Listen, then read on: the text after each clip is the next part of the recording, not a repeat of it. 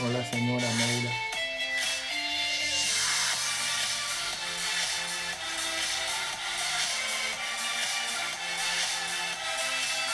¿Qué tal, Yari? Bienvenida.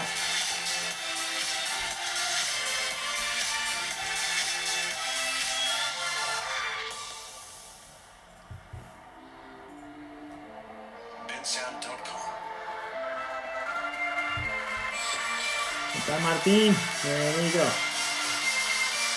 Alonso. Hola, Gris. Bienvenida.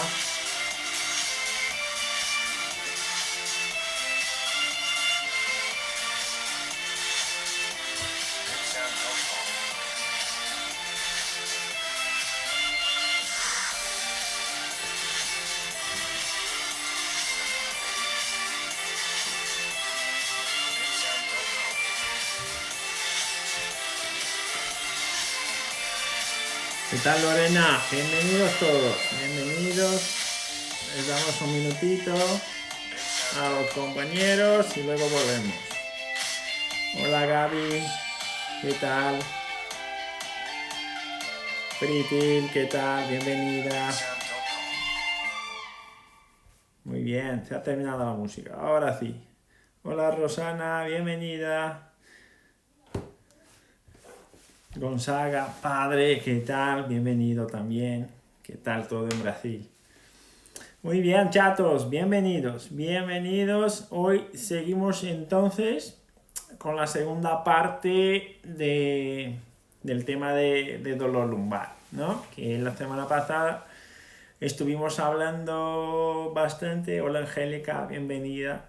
Estuvimos hablando bastante del tema de hernias, producción, degeneración, todo esto y su relación, o a lo mejor su no relación con el dolor del paciente.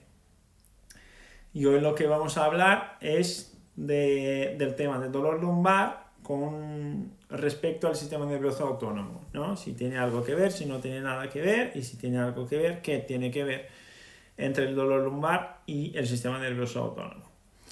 Entonces, ¿y por qué? Bueno, Ruby me dijo que tengo que hablar que hay la semana del razonamiento clínico, será la semana que viene, ¿vale? La semana que viene tenemos tres directos, uno en el lunes, uno en el martes y otro, no, lunes, miércoles y viernes. Lunes, miércoles y viernes, que es la semana del razonamiento clínico. Si queréis participar será en YouTube y tenéis que suscribiros en nuestro sitio web, ¿vale? Entonces la semana que viene a las 8 horas de Madrid, el lunes, miércoles y viernes, tenemos 3 días dedicados al razonamiento clínico con ejemplos de casos clínicos y todo esto, ¿vale? Y si queréis participar, suscribiros en nuestro sitio web, porque no se quedará grabado en YouTube. A lo mejor se quedará grabado, pero se quedará grabado solamente para quien haga la suscripción.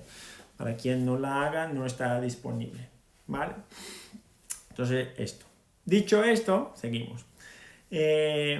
Importante decir, hablemos la semana pasada de la no relación del dolor lumbar con hallazgos radiológicos, ¿no? Ni hallazgos de resonancia, ni nada así. Y nos quedó para esta semana el dolor lumbar y su relación con el sistema nervioso autónomo. ¿Y esto por qué es importante? Porque yo escucho mucha gente decir que, bueno, mi paciente tiene un dolor lumbar, pero el problema es el sistema nervioso autónomo. Mi paciente tiene dolor lumbar, pero el problema es el vegetativo, viene del simpático o viene del parasimpático, de donde sea. Y esta colocación, esta frase o este diagnóstico, al principio es un diagnóstico más o menos. ¿Por qué es un diagnóstico más o menos? Porque como ya sabemos, el sistema nervioso autónomo es un sistema de ¿qué? Como ya hemos dicho en distintos directos, el sistema nervioso autónomo es un sistema de ¿qué? Un sistema de preguntas o un sistema de respuestas. ¿Qué opináis vosotros? El sistema nervioso autónomo Sí, Valerita, esta se quedará grabada y luego la subo a YouTube, ¿vale? Perfecto, Fritil. Entonces, es un sistema de respuesta. Entonces, si el diagnóstico que tú le das al paciente, si el diagnóstico que tú le das al caso clínico dice respecto al sistema nervioso autónomo, tú le estás dando un diagnóstico de respuesta. Es decir, tu paciente llega a consulta con dolor lumbar, tu diagnóstico, lumbalgia. Pero es que esto no es un diagnóstico, es un signo clínico, ¿no? Esto no es un diagnóstico, es una respuesta. El dolor también es una respuesta, así como la hiperactividad o la hipoactividad simpática o parasimpática es una respuesta. Entonces, es decir que el problema es el autónomo, no cuadra bien con un diagnóstico preciso, ¿vale? ¿Me va siguiendo? Entonces, por esto es importante hablar un poco de este tema. Entonces, para entrar en el tema, lo primero que tenemos que considerar es que el dolor es multidimensional, ¿no? El dolor es multifactorial. Es lo primero que tenemos que considerar, que cuando hablamos de dolor lumbar crónico o dolor lumbar no específico que se cronifica, tenemos que poner en la ecuación, tenemos que poner en nuestro modelo que es multifactorial. Hay múltiples elementos que pueden intervenir en esta situación. Un dolor lumbar no es igual que otro dolor lumbar. Es mucho más fiable, es mucho más comparable, es mucho más fidedigno que tú tengas la misma respuesta en dos pacientes que tienen una cirugía de cruzado anterior.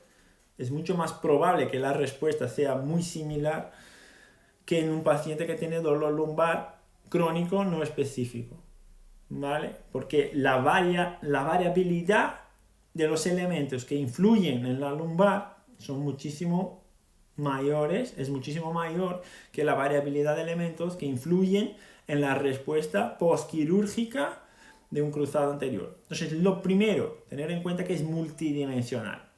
Lo segundo, la clasificación del tipo de dolor del paciente. Y cuando hablamos del tipo de dolor del paciente, hola Julián, ¿qué tal? Bienvenido. Cuando hablamos del tipo de dolor del paciente, tenemos que poner esto en una de tres categorías, o a lo mejor cuatro, pero en teoría tres, que es el dolor neuropático, el dolor nociceptivo o el dolor nociplástico. ¿Vale? Entonces, para empezar a hablar del sistema nervioso autónomo, tenemos que poner los pacientes en una de estas tres categorías. Dolor neuropático, un dolor nociceptivo o un dolor nociplástico. Una de estas tres categorías, que son categorías distintas de clasificación del dolor.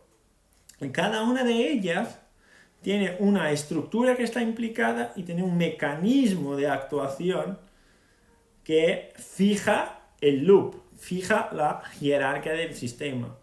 ¿Vale? Entonces, lo primero es esto. El dolor es neuropático, es nociplástico, es nociceptivo o, a lo mejor, es un mixto, ¿no? Es un dolor mezclado. Tiene componentes de uno y también componentes de otro. ¿Por qué esto es importante? Porque el sistema nervioso autónomo se portará de forma distinta en cada una de ellas. Entonces, es más probable que la respuesta de tu paciente sea mejor o es más fácil, es más probable que la respuesta de tu paciente sea mejor cuando tú le das ejercicios de control motor, cuando el dolor es un dolor nociceptivo. Es más probable que la respuesta de tu paciente sea mejor cuando le das estímulos motores, cuando le das ejercicio, cuando le das control motor. Es más probable que la respuesta sea mejor para el grupo de pacientes que tiene un dolor nociceptivo, ¿vale? Que es un dolor que tiene origen en un tejido no neural.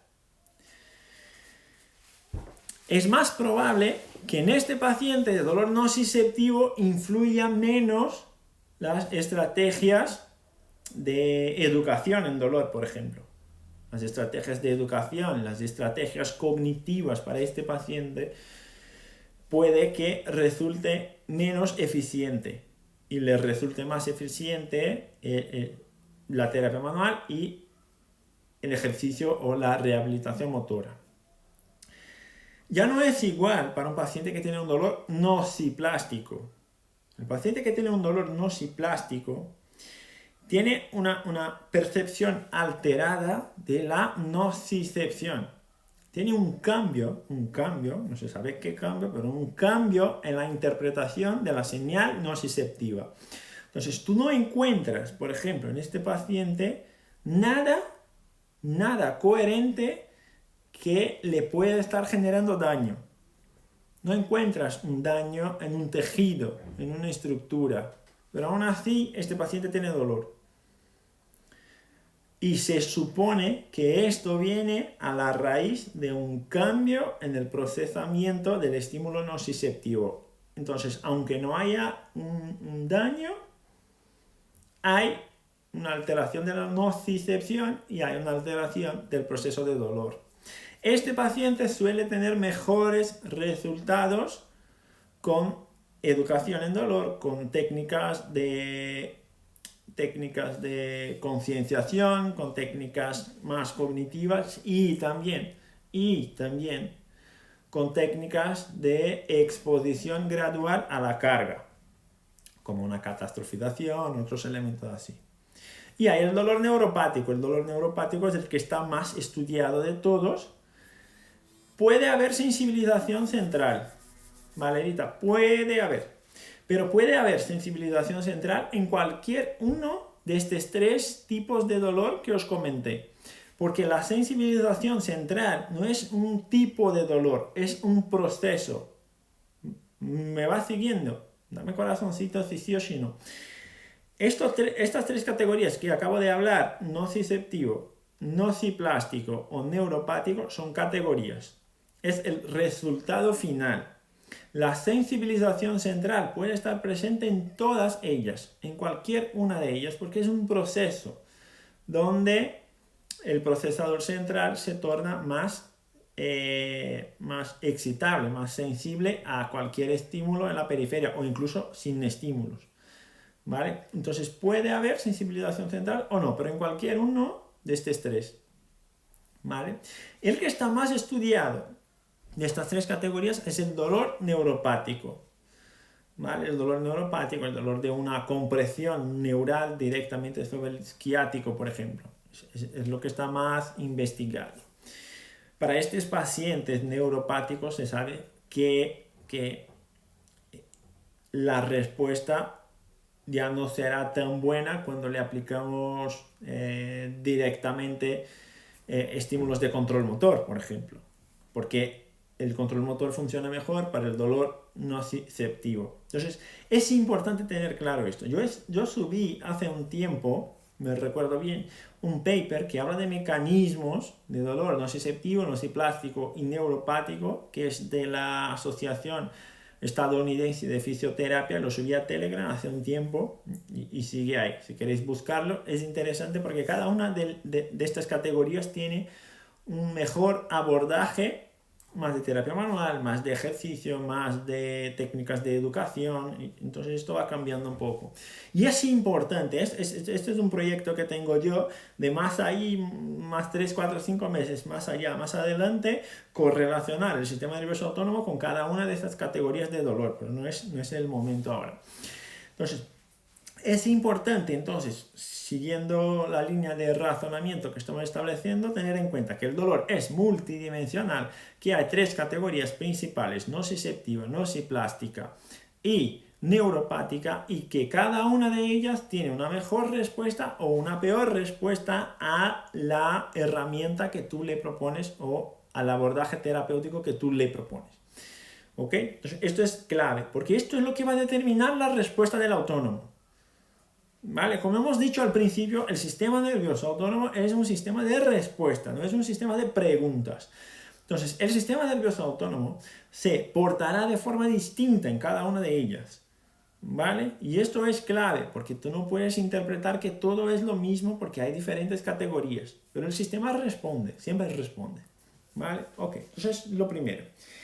Hay que añadir a esto, al tipo de dolor, a las comorbidades y todo esto, elementos como hipervigilancia, elementos como catastrofización, elementos como evitación. ¿Qué tal, David? Bienvenido, bienvenido, qué gusto, de Dubái, ¿qué tal todo ahí? Bien, espero que bien.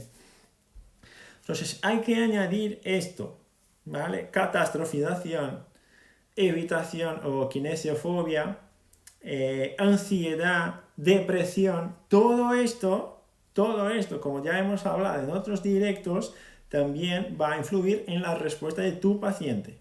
¿Sí o no? ¿Me vais siguiendo? Todo esto va a influir en la respuesta de tu paciente. Pero Luis, el paciente me procura porque tiene dolor lumbar.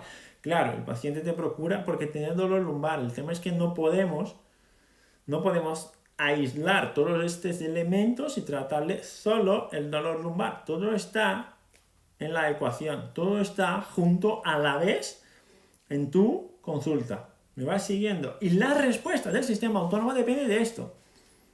La respuesta del autónomo dependerá de todos estos elementos que acabo de comentar a vosotros. Porque estos elementos son elementos que van a poner estímulos. Estímulos que van a generar más excitabilidad del sistema o menos excitabilidad del sistema. Entonces, por ejemplo, os pregunto, un paciente catastrófico, un paciente que tiene un dolor de característica nociplástica, que también tiene signos de catastrofización, y un paciente que tiene dolor nociplástico, pero sin signos de catastrofización, ¿cuál de los dos está más predispuesto a tener alteración del sistema nervioso autónomo? ¿Cuál de los dos? ¿El que tiene catastrofización o el que no tiene? ¿Qué opináis vosotros?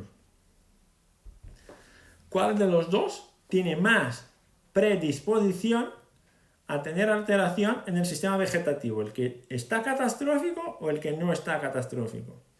Claro, Fritil, el que está catastrófico tiene más predisposición a tener alteración del sistema nervioso autónomo.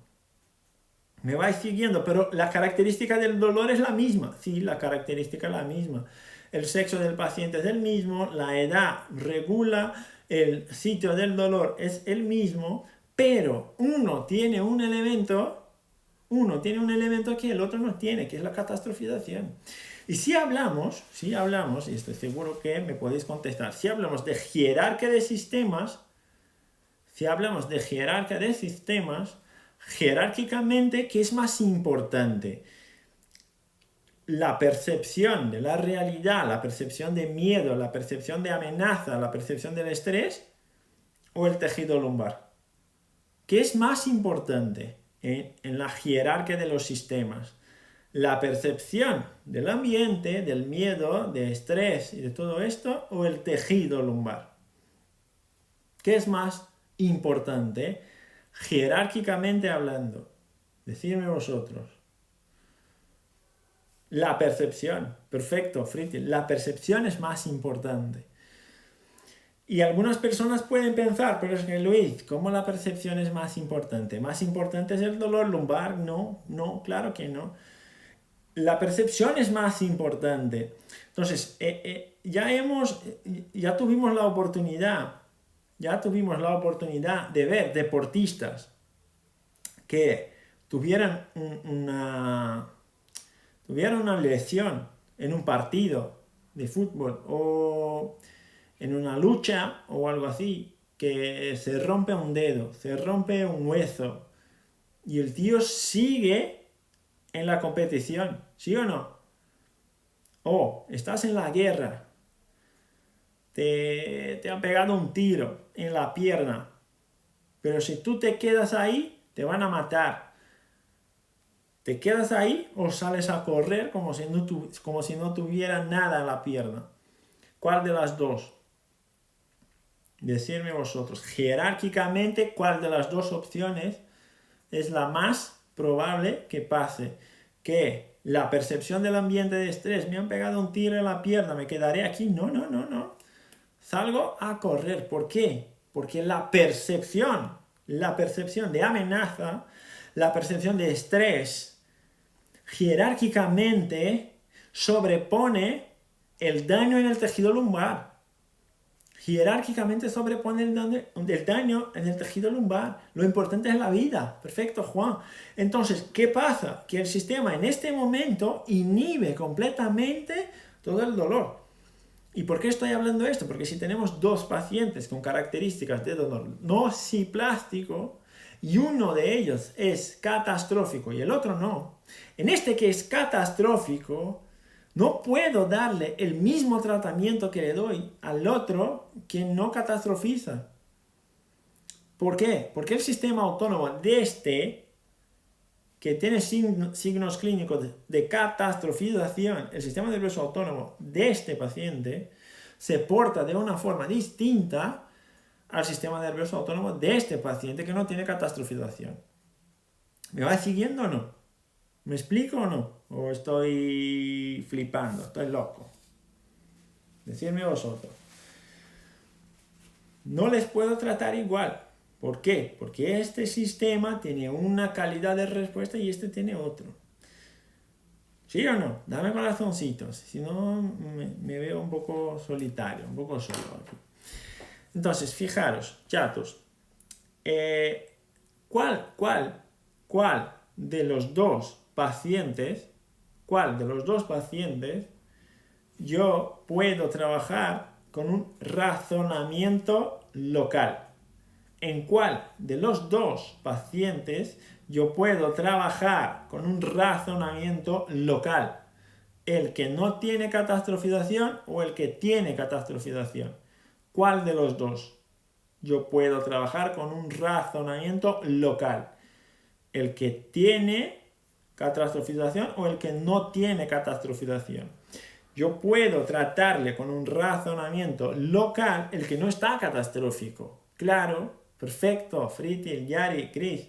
Perfecto, el que no tiene catastrofización, yo puedo establecer un razonamiento local.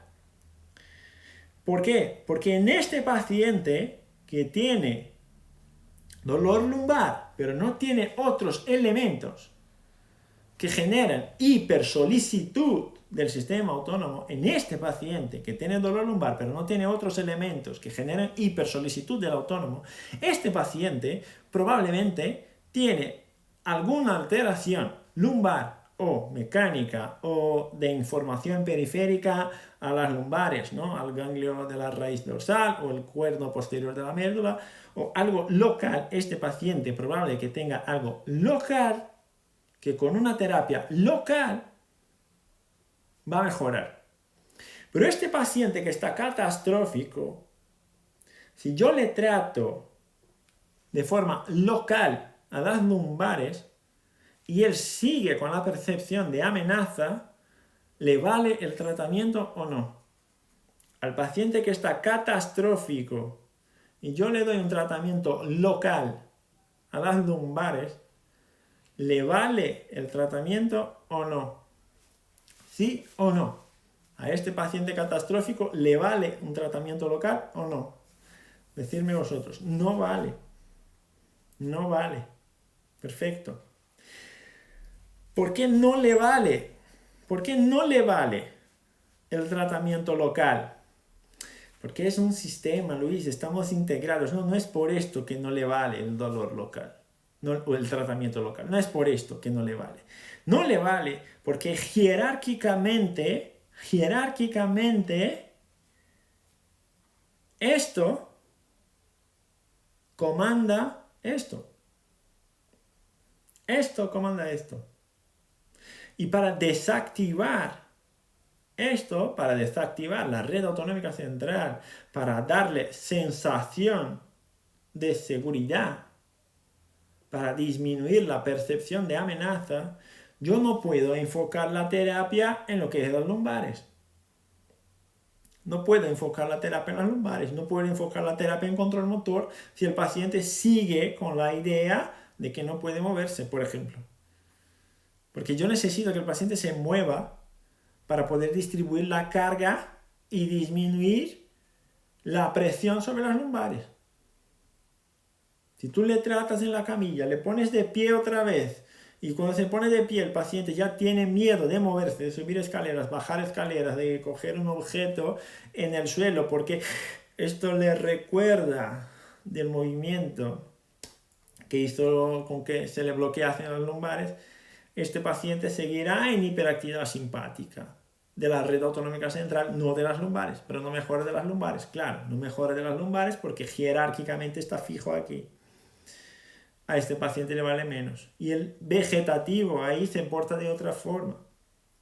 ¿El problema es el vegetativo? Os pregunto, ¿el problema ahí es el sistema nervioso autónomo?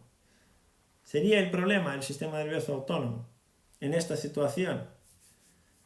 Yo os adelanto, el sistema nervioso autónomo está en hipersolicitud en esta situación. Esto genera más rigidez muscular, esto genera más atención, más hipervigilancia, pero ¿es él el problema? No, no es él el problema. ¿Cuál es el problema? Chatos, decirme ahora, perfecto, un 50% lo tenemos, ahora un 100%. ¿Cuál es el problema de este paciente que está fijo en este loop alto? ¿Cuál es el problema? ¿Es la lumbar? Creo que no. ¿Cuál es el problema de este paciente? ¿Es la estructura el problema? ¿Qué opináis vosotros? Las aferencias. Claro, Fritil, las aferencias. En esta situación, como nos pone Gris, la percepción de amenaza es superior al daño que puede haber en las lumbares. Puede que no haya nada. Alonso, la sensibilización central es un poco más adelante. Puede que no haya aún sensibilización central. Puede que el paciente esté en un momento de... se recuerda que una vez tuvo un episodio similar a este y este dolor le ha tocado hace 10 días y ahora, como tiene el recuerdo del anterior, se pone en modo, en plan hipervigilante, pero no está aún con sensibilización central, porque no hubo tiempo suficiente para esto. Puede haber, claro, sensibilización central, pero no siempre. Esto es lo que quiero decir. ¿Sí o no, Alonso? Puede haber sensibilización central o no. Pero el problema, como nos pone, es la percepción del ambiente. Este paciente catastrófico, el problema es la percepción del ambiente. Es decir, necesitamos generar a este paciente la sensación de seguridad, la sensación de que se puede mover. Esto es importante, Valerita.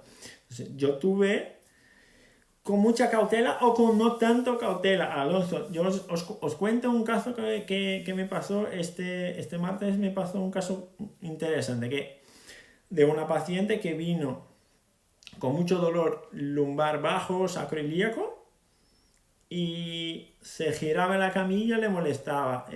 Para bajar, coger algo en el suelo, le molestaba, siempre le molestaba, como un pinchazo. Y esto le generaba una hiperrespuesta, empezaba a sudar y todo esto. Entonces se tumbó en la camilla, empecé ahí a trabajar un poco para disminuir el dolor y a ver qué puedo, dentro de esta perspectiva que me parece puramente nociceptiva, mecánica, por el comportamiento, aunque tuviera signos autonómicos, a ver después de disminuir el dolor qué puedo conseguir de movimiento. Entonces le puse ahí, trabajé un poco el tema para bajar un poco el dolor y empecé con ejercicios de control motor de la pelvis, ¿no? Para dar un poco de actividad a los músculos, al complejo posterolateral de la pelvis. Ok, tumbada iba perfecto. Y yo le pregunté, ¿qué movimiento te molesta? Me molesta este movimiento de coger algo en el suelo. Pues ponte de pie, enséñamelo. Se puso de pie y al ponerse de pie ya empezó a sudar. ¿Por qué? Porque le traía a la memoria el recuerdo de que al moverse así, que esto le generaba daño. pero no había hecho el movimiento. Luego hizo el movimiento, ya me molesta, ok, calma. Lo haremos otra vez, pero ahora yo te doy el comando. Entonces, le fijé la pelvis, entonces le fijé la pala ilíaca por delante, por detrás, le di un poco de estabilidad sacroilíaca, le pedí, ahora, dame otra vez el mismo movimiento, pero, te permito un 10% de molestia, ¿vale? Y empezó a moverse, ay, por Dios, que no sé qué, que me voy a bloquear otra vez. No, vamos, dale. Le fijé y yo trabajé junto a ella, un 10% de molestia. Sí, ahí ya tengo, ok, volvemos ahí, vamos otra vez, y volvemos ahí, vamos otra vez. Ahora al otro lado, y así todo el tiempo. Al final salió bien, salió más tranquila, con sus pautas domiciliares ahí, para poder seguir haciendo algunos ejercicios porque tenía que seguir trabajando, pero ya no sudaba cuando iba a realizar el ejercicio, porque ahí ya empezó a darse cuenta de cómo generar estabilidad en la pelvis y en la lumbar para que no le moleste. Me va siguiendo. Entonces, a veces con cautela, depende de la catastrofización del paciente. Si el paciente es muy catastrófico, vamos con un poco más de cautela, pero con algo de naturalidad, de fluidez, para que el paciente no note también que tú estás preocupado, porque esto cambia la respuesta. Pero si el paciente te permite y se fía de ti, con seguridad, siempre con seguridad, pero vamos, a moverse, porque el movimiento es lo que mejora, más que todo el movimiento es lo que mejora. La primera pregunta que me hizo, ¿no me vas a manipular? Yo le contesté, si tú quieres que te manipule, yo te manipulo, ¿no? Las evidencias científicas te dicen que si el paciente cree que la mejor opción terapéutica es la manipulación, a él la manipulación es la mejor opción terapéutica, como hablamos la semana pasada. Si el paciente no le gusta manipulación, otras cosas. No utilicé manipulación por algo que está directamente relacionado al sistema simpático. No utilicé manipulación. Os explico. ¿Por qué no utilicé manipulación? Porque era una paciente que estaba con miedo. Una paciente que en este momento se veía insuficiente. Ella creía que era insuficiente buena para controlar el dolor. Entonces, si yo le hago una manipulación ahí, yo le estoy diciendo de forma indirecta que depende de mí para mejorar. Depende de mi acción para mejorar, no de la suya. Es decir, yo mejoré, pero es que tú me manipulaste, por esto mejoré, pero no quiero esto. Porque si puedo hacer esto sin manipulación, al final se queda con la sensación de que ella es capaz de hacerlo sola. Y si ella es capaz de hacerlo sola, le genera más seguridad y disminuye la sensación de amenaza. ¿Me sigues o no? Darme corazoncitos, sí. Si ella lo hace sola, se disminuye la sensación de amenaza. ¿Sí o no? Se disminuye el miedo. ¿Sí o no? Y si yo disminuyo el miedo, disminuyo las malas aferencias. Si disminuyo la catastrofización, disminuyo también la kinesiofobia. ¿Y qué efecto tiene esto sobre el sistema simpático? ¿Esto aumenta la actividad del sistema simpático o disminuye la actividad del sistema simpático? ¿Qué creéis vosotros? ¿Esto disminuye la actividad del sistema simpático o aumenta la actividad del sistema simpático? Ayudarme, please. ¿Esto aumenta o disminuye la actividad del sistema simpático? ¿Qué opináis vosotros? ¿Puedo decir dentro de esta perspectiva, disminuye? Claro. Esto baja la actividad del simpático. Claro, perfecto, chatos. ¿Puedo decir de esta forma que estoy trabajando sobre el mecanismo, no sobre la estructura? ¿Puedo decir esto? ¿Os parece bien? Si yo digo que es que estoy trabajando sobre el mecanismo que está generando la fijación del loop. No estoy trabajando sobre el tejido, estoy trabajando sobre el mecanismo que le está generando la fijación. ¿Os dais cuenta? Yo estoy trabajando sobre el mecanismo que le mantiene fija en este loop. Y si estoy trabajando el sistema nervioso autónomo, claro que estoy trabajando el sistema nervioso autónomo. Estoy disminuyendo la respuesta. ¿Por qué estoy disminuyendo la respuesta? Porque le estoy dando otras informaciones que disminuyen la actividad de la red autonómica central. El vegetativo, el autónomo, es un sistema de respuesta, chatos. Es un sistema de respuesta. Claro, Juan, perfecto. Informado de seguridad y luego tú te mueves. Si yo no fuera capaz de controlar el dolor con los movimientos de la paciente y estuviera muy molesto, ahí sí le manipularía, porque hay situaciones que tú tienes que manipular o sí o sí. Hay situaciones que tú tienes que manipular o sí o sí. No hay opción, porque le duele mucho, le duele para moverse, le duele para hacer cualquier cosa. Y tú le manipulas y esto cambia así, pronto. Pero no era esta la situación, no era esta la situación. Si fuera esta, yo seguramente lo habría hecho. ¿Vale? Entonces, esto es importante.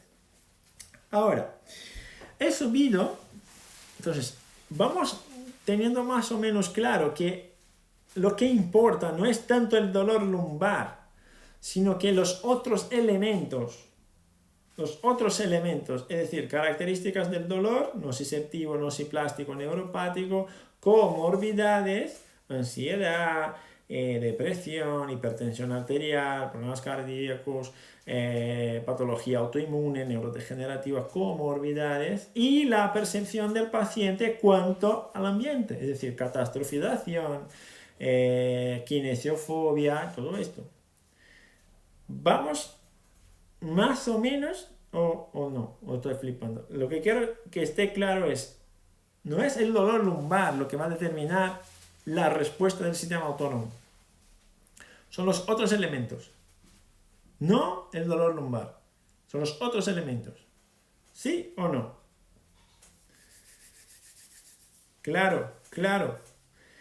Lean, claro, él tiene que ser activo en su tratamiento. Siempre activo en su tratamiento. ¿Vale? Siempre activo. Entonces, mira, he subido algunos papers a Telegram, que son muy interesantes los papers. Entonces, de momento, investigado de variabilidad de frecuencia cardíaca y dolor lumbar crónico, ¿qué tenemos? Esto es interesante. Tenemos que hay una relación más difícil de tratar, neuroplástico. No lo sé, Valerita, no lo sé si es el neuroplástico. Yo, desde mi experiencia profesional, yo diría que el que me cuesta más es el neuropático. No el neuroplástico. Porque el neuroplástico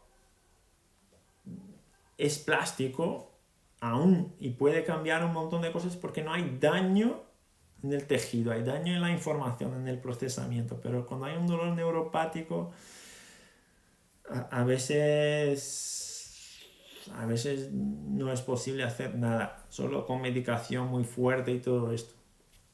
Pero es mi experiencia profesional. Puede que haya gente que trabaje directamente con dolor neuropático que tenga otra percepción. ¿Qué tal? Grande Pablo, el más grande de todos. Bienvenido. En un mes, no menos, en 20 días estaré ahí. Quiero verte. En Brasil. Muy bien. Entonces, ahora, fijaros, de los papers que he subido a Telegram, algunas conclusiones interesantes. Directamente relacionadas. Hay dos cosas que tengo que comentar, pero la primera, directamente relacionada a dolor lumbar. ¿Vale? La variabilidad de la frecuencia cardíaca está relacionada de forma directa con la percepción del paciente de discapacidad. Otra vez. la variabilidad de la frecuencia cardíaca tiene una relación directa con la percepción del paciente cuanto a su discapacidad. ¿Sí o no? Ok, la variabilidad de la frecuencia cardíaca, ¿cómo, Luis? Aumento del tono simpático, disminución del tono vagal. ¿Vale? Entonces, pacientes con dolor lumbar crónico suelen cursar con aumento del tono simpático, disminución del tono vagal. Ok. ¿Y esto en qué influye? En la percepción de discapacidad del paciente. Sin embargo, no influye con las investigaciones que tenemos hoy. Puede que mañana salga otra que cambia todo, pero con las investigaciones que tenemos hoy. Sin embargo, no influye en el dolor. Influye en la percepción de discapacidad, pero no influye en el dolor. Es decir, ¿cómo se valora esto, Luis? Así. Tengo pacientes, todos tienen dolor lumbar, ¿ok? Y hago dos mensuraciones. La primera, les doy la escala visual analógica, que tiene que puntualizar ahí entre 0 y 10. 0, sin dolor. 10, el dolor el peor dolor imaginable. Y divido esto en dos grupos. Los que tienen dolor abajo de 5 y los que tienen dolor encima de 5.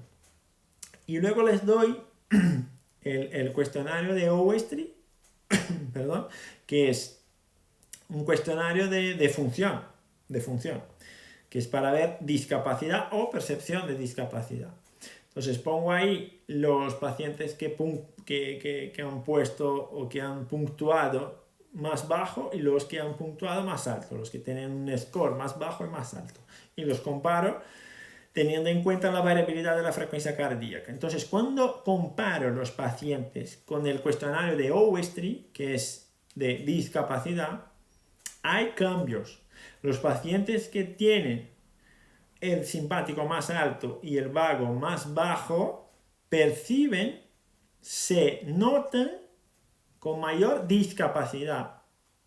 Y los pacientes que tienen una discapacidad más baja se notan más activos, más eficientes, tienen un tono vagal más alto y un tono simpático más bajo.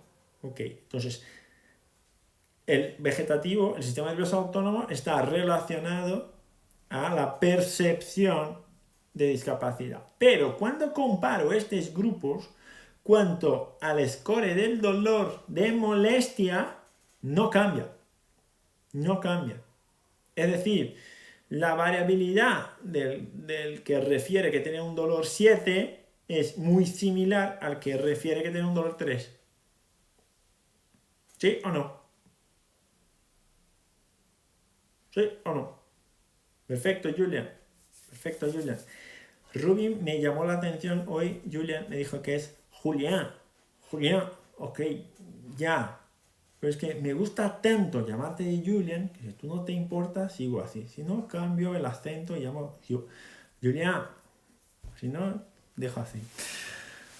Como tú me llamas de Lucho también. Y también me gusta. ¿Me vais siguiendo o no? El simpático está asociado a percepción de discapacidad, pero no está asociado al aumento del dolor. ¿Sí? Tenemos claro. Perfecto. Entonces, chatos, ¿qué os comenté al principio? El sistema simpático, o el sistema parasimpático, el sistema vegetativo, el sistema nervioso autónomo, es un sistema de respuesta. ¿Sí? De respuesta. Y para cambiar un sistema de respuesta, yo tengo que cambiar la pregunta. Entonces, fijaros, el simpático en estas investigaciones, que son de 2016, 2018, creo, que he subido a Telegram, se dice que el dolor igual, pero la percepción de discapacidad peor en el grupo simpático. Ahora os pregunto, a lo probable que sea más sencillo la respuesta para quien ya tiene el curso hecho. Os pregunto, chatos, ¿percepción de discapacidad tiene que ver con daño lumbar o con red autonómica central? Os pregunto yo, así, como un tonto. ¿Percepción de discapacidad tiene que ver con daño del tejido o tiene que ver con red autonómica central? ¿Con qué tiene que ver esto? Decidme vosotros. Con red autonómica central. Claro. Percepción de discapacidad tiene que ver con red autonómica central. ¿Ves? Tiene más que ver con la forma como el paciente interpreta el ambiente y como el paciente interpreta su capacidad interna de moverse, tiene más que ver con interocepción que con daño en el tejido. ¿Os suena interocepción? Sí, ¿verdad? Tiene más que ver con la percepción interna que con el daño en el tejido. Entonces la pregunta que os hago es, si tiene que ver con la percepción del paciente cuanto a su situación clínica, cuanto a su caso clínico, las palabras que tú utilizas influyen en esto. ¿Sí o no? La forma como tú explicas, ¿influye o no?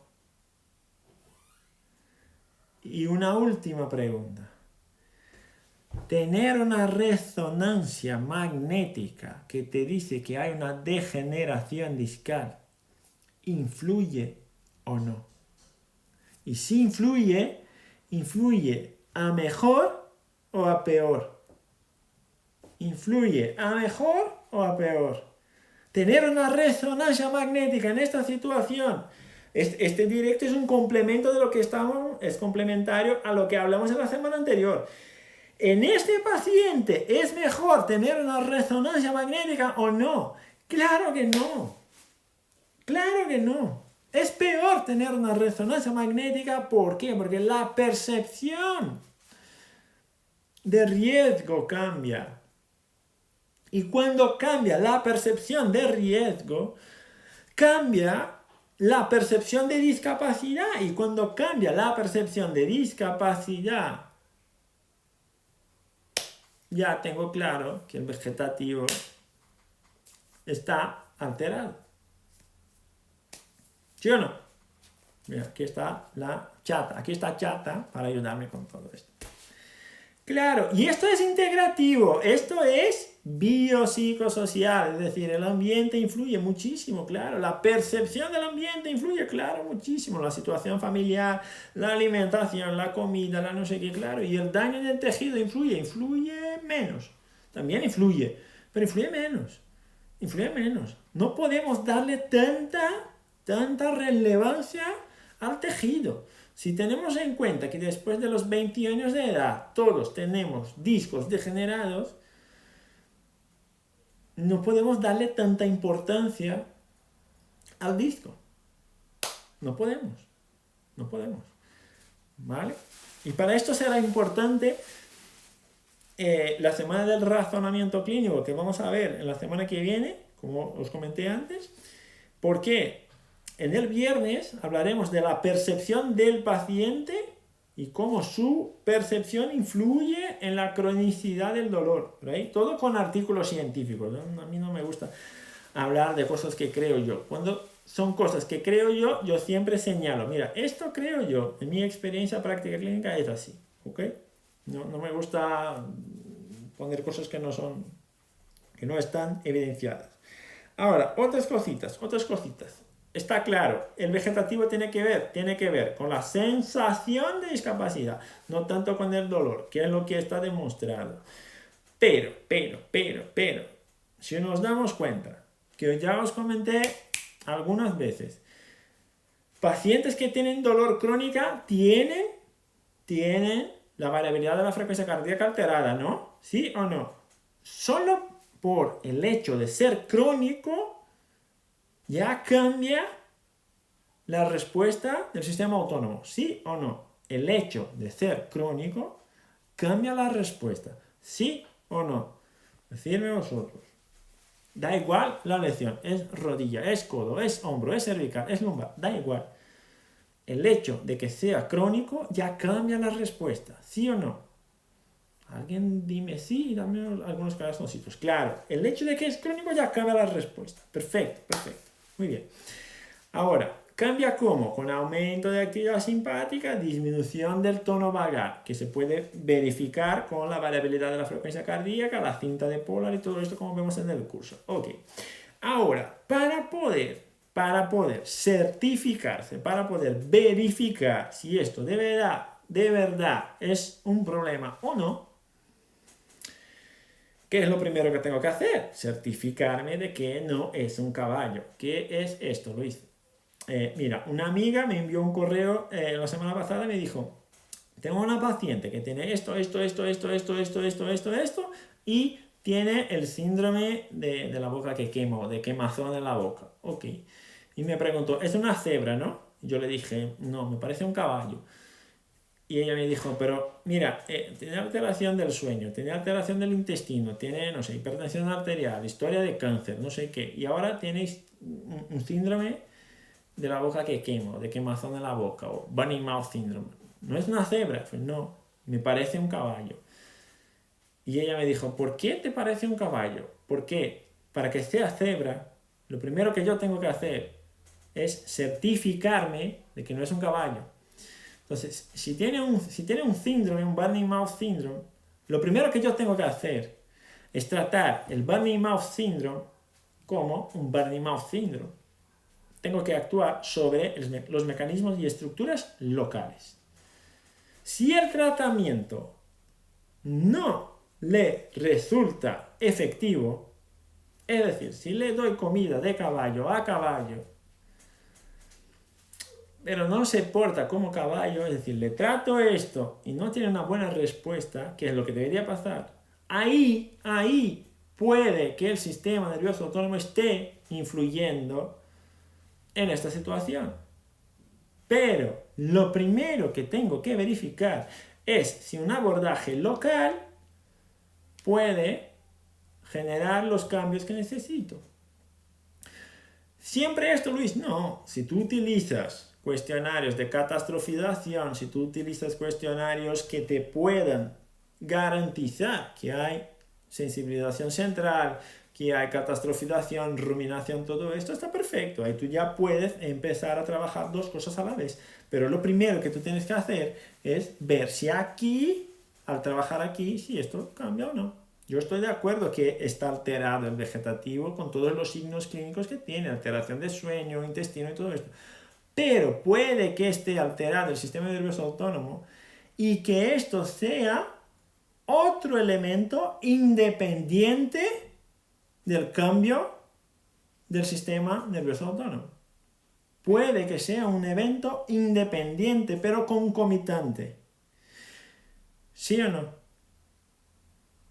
Porque los dos eventos pueden pasar a la vez y ser independientes uno del otro. ¿Por qué? Porque estamos acostumbrados a construir un razonamiento de cadena donde todos los elementos tienen que cuadrar con un solo evento. Y la vida real no es esto. Tú puedes tener eventos concomitantes. Yo puedo tener hipertensión arterial y cefalea y no tener nada que ver una cosa con la otra. ¿Sí o no? Pero tengo que tratar las dos.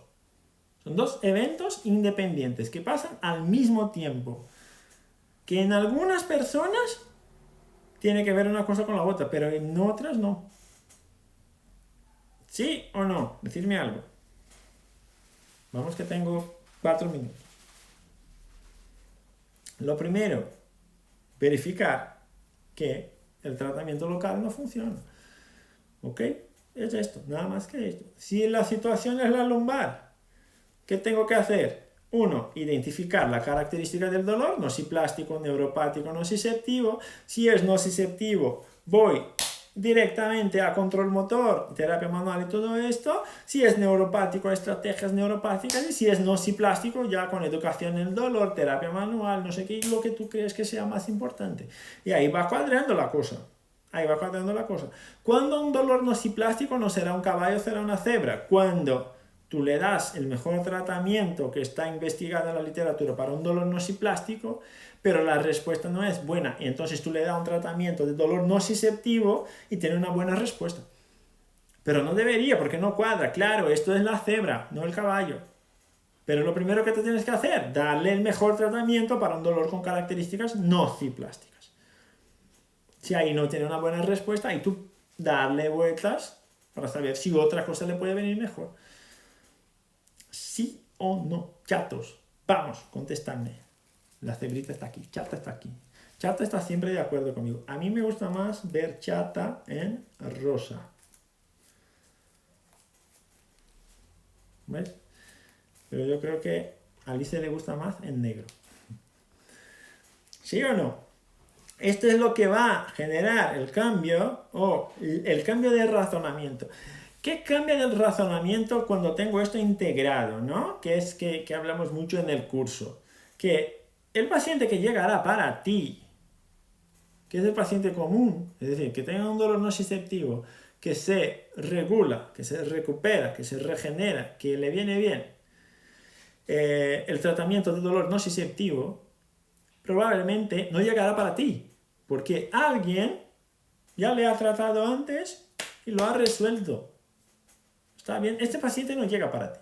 El paciente que llega para ti es el paciente que tiene una característica de dolor nociceptivo, que alguien le ha tratado como nociceptivo, que no le resultó bien, no ha tenido efectos para él, y tú ves que tiene característica de nociceptivo, pero tú no le tratas como nociceptivo, porque tú tienes otras herramientas para darle vueltas para saber por qué no le ha funcionado esto, y por qué repetir esto con otro terapeuta tampoco le va a valer. Por esto eres un cazador de cebras, ¿no? Porque estableces la jerarquía del sistema y sabes conectar los puntos para poder saber que aunque haya esto y esto, yo tengo otras herramientas y sé que esto no le va a funcionar, porque si fuera a funcionar ya estaría resuelto la situación. Entonces tú tienes otros elementos para saber cuándo abordar la red autonómica central y no directamente el tejido lumbar. Esto es lo que cambia. Eso es lo que cambia.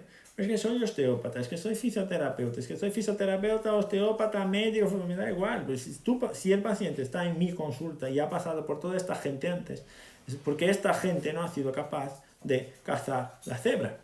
Siguió tratando caballo y no se dio cuenta que no es caballo. Este es el tema. Y el vegetativo importa en determinada situación. ¿En qué situación? En la que comentamos hace poco tiempo. ¿Vale? Esto es clave, porque todo esto es tratamiento del sistema nervioso autónomo. Muy bien, más cosas que esto, yo tengo un minuto. Hay que tener en cuenta también el sistema inmune. Hay que tener en cuenta el sistema inmune, ¿vale? Hay que tener en cuenta las células gliales y los astrocitos, que hay un montón de cosas respecto a esto que merecerían unos 3 directos más. Otras cositas. Sensibilización de las neuronas periféricas. Esto también hay que tener en cuenta. Sensibilidad de neuronas periféricas. Otra cosita, subgrupos de dolor. Subgrupos. Hay investigaciones que dividen los pacientes en subgrupos. Esto también es importante. Importante saber que hay facilitación del ganglio de la raíz dorsal, del cuerno dorsal de la médula rostral ventromedial, del complejo del trigémino, del complejo trigeminal, y hay implicación también del tálamo. ¿Vale? Todo esto tiene que estar en la cuenta. Más el vegetativo, si en esta situación de tu paciente el vegetativo cuadra. No siempre, pero eventualmente sí. A los cazadores esto suena más fácil. ¿Vale? Semana que viene, suscribiros, os veo pronto. Un abrazo, chatos.